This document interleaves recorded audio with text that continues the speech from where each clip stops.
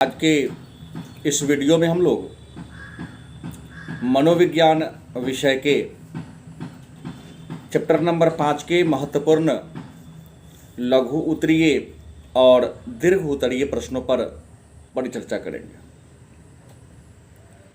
हालांकि इसमें कुछ वैसे प्रश्नों का भी उल्लेख करूंगा जो चैप्टर 4 से जुड़ा हुआ है, क्योंकि पिछले क्लास में हम लोगों ने चैप्टर 4 के लघुतरीय और दीर्घोत्तरीय प्रश्नों को पढ़ा था। क्योंकि प्रश्नों की संख्या उसमें ज़्यादा हो गई थी, इसलिए हमने 4 पाठ के कुछ प्रश्नों को छोड़ दिया था। तो 4 पाठ के जो शेष प्रश्न रह गए थे जो महत्वपूर्ण हैं, उसको मैं चैप्टर नंबर 5 में जोड़ दिया। इसलिए इसमें 5 के संपूर्ण प्रश्न तो हैं ही, लेकिन लास्ट में 2-4 ऐसे प्रश्न हैं जो चैप्टर नंबर 4 के हैं। तो आइए चैप्टर नंबर 5 के महत्वपूर्ण लघुत्तरीय और दीर्घोत्तरीय प्रश्नों को जाने। और चैप्टर नंबर 5 का नाम है व्यक्तित्व का मूल्यांकन, आत्म प्रतिवेदन माप, प्रक्षेपी तकनीक व व्यवहार विश्लेषण। मतलब व्यक्तित्व का मूल्यांकन क्या है और व्यक्तित्व के मूल्यांकन करने की तकनीक कौन कौन है, इसी बिंदु पर हम लोग, इसी प्रश्न पर हम लोग चर्चा करेंगे। तो आज का पहला प्रश्न है, मूल्यांकन क्या है, इसका क्या उद्देश्य है। मूल्यांकन क्या है तथा इसका क्या उद्देश्य है। आपका उत्तर होगा, किसी व्यक्ति के व्यक्तित्व को समझने के लिए किया गया उद्देश्यपूर्ण औपचारिक प्रयास। किसी व्यक्ति के व्यक्तित्व को समझने के लिए किया गया उद्देश्यपूर्ण औपचारिक प्रयास मूल्यांकन कहलाता है। और मूल्यांकन का उद्देश्य लोगों के व्यवहार के त्रुटि को कम करना और उसका भविष्यवाणी करना है। दूसरा प्रश्न है, मूल्यांकन के प्रमुख तकनीक कौन कौन हैं। दूसरा प्रश्न है, मूल्यांकन के प्रमुख तकनीक कौन कौन हैं। आपका उत्तर होगा, मूल्यांकन के प्रमुख तकनीक निम्नलिखित हैं। नंबर 1, मनोगतिक परीक्षण तकनीक। नंबर 2, आत्म प्रतिवेदन माप।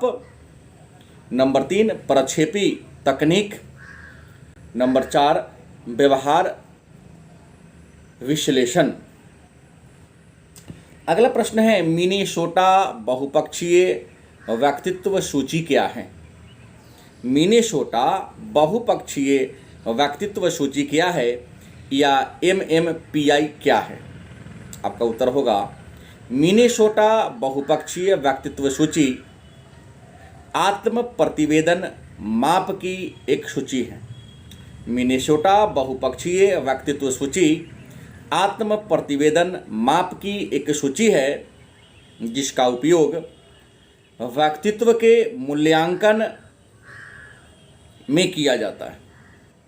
इस विधि का विकास या उपयोग हथवे और मैकिनले ने मनोरोग के मन के रोग के निदान के लिए अर्थात उपचार के लिए किया। लेकिन बाद में इस विधि के द्वारा अनेक सारे मानसिक रोगों का उपचार संभव हो सका। इस सूची में 567 तथ्य हैं तथा 10 उपमापनीय हैं। इसकी सहायता से हिस्ट्रिया, पुरुषत्व, स्त्रीत्व, अवसाद, उन्माद और सामाजिक अंतर्मुखता आदि रोगों का उपचार संभव है। अगला प्रश्न है, प्रक्षेपी तकनीक क्या है। प्रक्षेपी तकनीक क्या है अथवा प्रक्षेपी तकनीक से आप क्या समझते हैं। आपका उत्तर होगा, प्रक्षेपी तकनीक व्यक्तित्व के मूल्यांकन की एक विधि है। प्रक्षेपी तकनीक व्यक्तित्व के मूल्यांकन की एक विधि है या एक तकनीक है। इस तकनीक के द्वारा व्यक्ति के विषय में, इस तकनीक के द्वारा व्यक्ति के विषय में संपूर्ण जानकारी प्राप्त कर लिया जाता है। इस तकनीक के द्वारा व्यक्ति के विषय में संपूर्ण जानकारी प्राप्त कर लिया जाता है और संपूर्ण जानकारी प्राप्त करने के लिए कुछ प्रश्नों का सहायता लिया जाता है। इस तकनीक की प्रमुख विधियां हैं रोसा मशीलक्षण परीक्षण, जिसका विकास हरमन रोसा ने किया था। दूसरा कथानक संप्रत्यक्षण परीक्षण, इसका विकास मार्गन और मोरे नामक मनोवैज्ञानिक ने किया था। अगला प्रश्न है कैरेन हार्नी के आशावाद सिद्धांत पर प्रकाश डालें।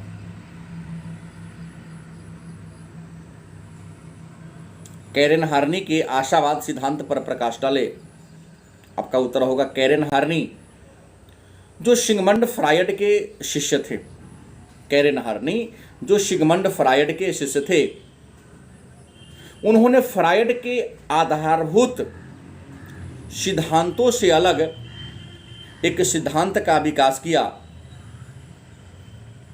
और इस सिद्धांत में उन्होंने मानव समृद्धि एवं आत्मसिद्धि पर प्रकाश डालते हुए मानव जीवन के एक आशावादी दृष्टिकोण को प्रदर्शित किया।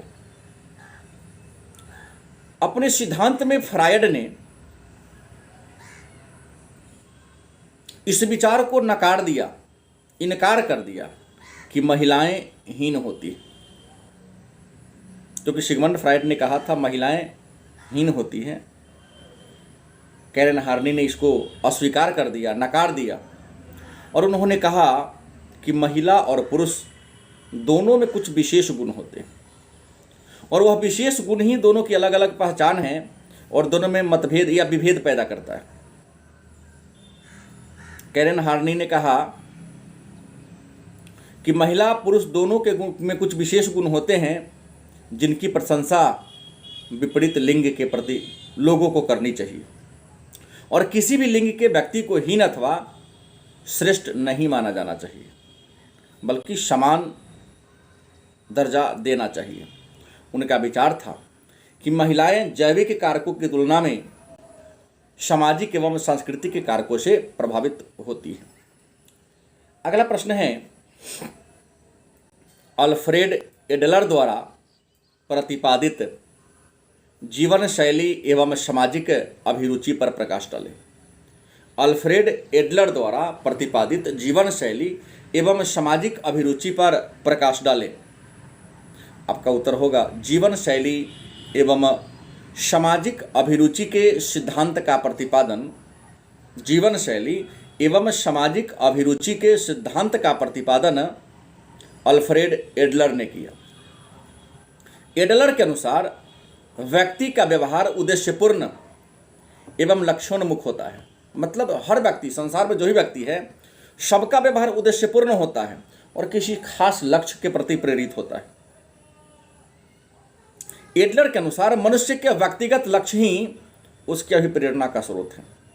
मनुष्य के व्यक्तिगत लक्ष्य ही उसके अभिप्रेरणा का क्या है? स्रोत है।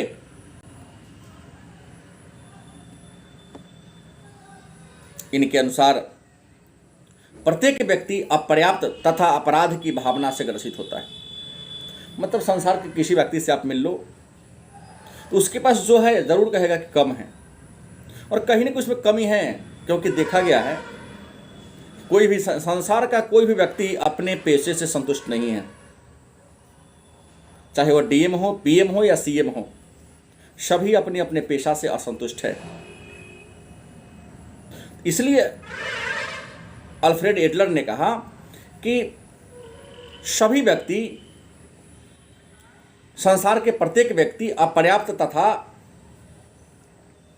अपराध भावना से ग्रस्त होता है। इसको हीन मनोग्रंथि कहते हैं और इस मनोग्रंथि का विकास बाल्यावस्था में ही हो जाता है। और एडलर के अनुसार इन मनोग्रंथि पर विजय पाकर ही, हीन जो मनोग्रंथि है उस पर विजय पाकर ही आप अपने जीवन के लक्ष्य को प्राप्त कर सकते हैं। जब तक उस पर विजय नहीं पाओगे आप जीवन के लक्ष्य को नहीं पा सकते। इसलिए एक बात तो हमेशा अपने मस्तिष्क में बैठाए रहना चाहिए, बार बार अपने मन में किसी काम को करने से पहले इस एक शब्द को बार बार दोहराना चाहिए, I can do it and I will do it.